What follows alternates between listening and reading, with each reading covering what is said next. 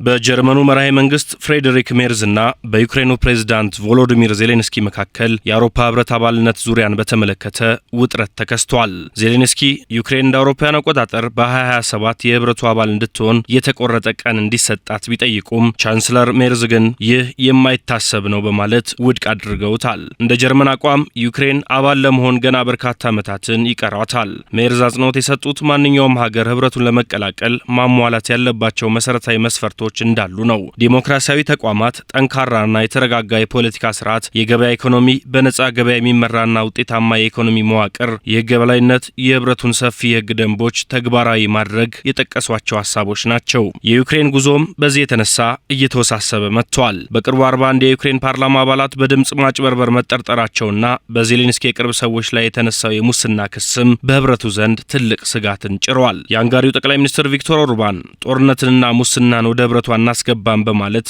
ሂደቱን እንደሚያግዱ ዝተዋል። የዜሌንስኪ የስልጣን ዘመን በግንቦት 2024 ማብቃቱና ምርጫ ለመካሄዱ ደግሞ በአውሮፓና በሩሲያ ዘንድ የህጋዊነት ጥያቄ እንዲነሳም አድርጎታል። የጀርመኑ መራሄ መንግስት ሜርዝ በአሁኑ ወቅት በአቡዳቢ በአሜሪካ አሸማጋይነት ለሚደረገው የሰላም ንግግር ቅድሚያ መሰጠት እንዳለበት ግን ያምናሉ።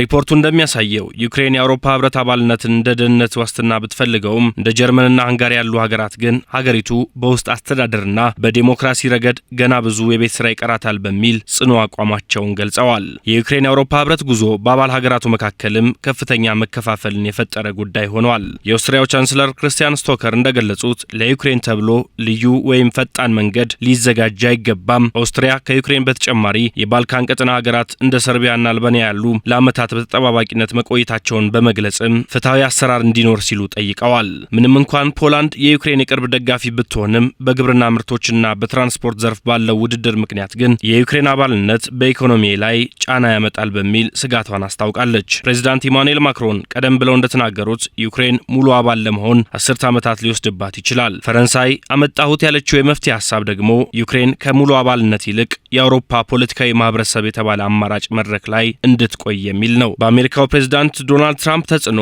በአቡዳቢ እየተካሄደ ያለው የሰላም ንግግር በአሜሪካ አሸማጋይነት የሚመራ በመሆኑ የዋሽንግተን አቋምም እዚህ ላይ ጫና ፈጣሪ ነው። ፕሬዚዳንት ትራምፕ ዩክሬን ላይ የሚፈሰውን የገንዘብ ድጋፍ በጥርጣሬ እመለከተዋለሁም ብለዋል። ዜሌንስኪን ምርጫ የሌለው አምባገነን ብለው መጥራታቸው አሜሪካ ለዩክሬን የአውሮፓ ህብረት አባልነት ያላትን ድጋፍ ሊያቀዘቅዘው እንደሚችልም ተገምቷል። ሞስኮም የዜሌንስኪን ስልጣን በሚመለከት ጠንካራ ተቃውሞ እያቀረበች ትገኛለች። የሩሲያ ባለስልጣናት ዜሌንስኪ በህግ ፊት ስልጣኑ ስላበቃ የሚፈርማቸው ማንኛውም የሰላም ስምምነቶች ዋጋ የላቸውም በሚል ክርክር ያቀርባሉ። ይህ አቋም ታዲያ በአውሮፓ ህብረት ውስጥ ባሉ አንዳንድ ሀገራት ዘንድ በተለይም በሃንጋሪ ከማን ጋር ነው የምንደራደረው የሚል ጥያቄን ፈጥረዋል።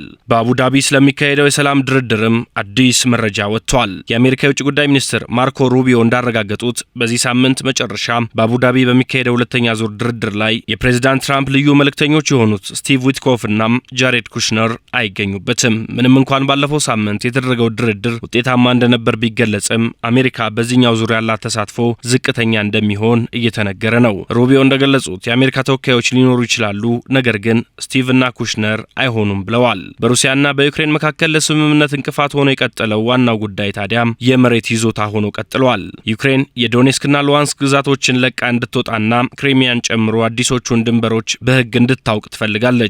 ዜሌንስኪ ለማንኛውም አይነት የመሬት መቀነስ ፈቃደኛ ለመሆናቸውንም በተደጋጋሚ እየገለጹ ነው። ማርኮ ሩቢዮ ይህንን የይዞታ ጉዳይ ገና ያልተሻገርነው ድልድይ ሲሉ ጠርተውታል። ሁለቱንም ወገኖች ሊያስማማ የሚችል መፍትሄ ለመፈለግ ታዲያ ጥረት እየተደረገ መሆኑም ተጠቁሟል። የሩሲያው ፕሬዝዳንት አማካሪ የሆኑት ዩሪ ኡሻኮቭ እንደተናገሩት ሩሲያ በአሁኑ ወቅት በጦር ሜዳው ላይ የበላይነት አላት ብለዋል። ዲፕሎማሲያዊ መፍትሄ ካልተገኘም ሩሲያ ዓላማዎቿን በወታደራዊ መንገድ እንደምታሳካ ነው የሚያስጠነቅቁት። በየጊዜው የተለያዩ ውጣ ውረዶች እየተከሰቱ ጦርነቱ ቀናት እየተቆጠሩበት ሲሆን ማቆሚያና ማብቂያው ግን የማይገመት ሆኗል።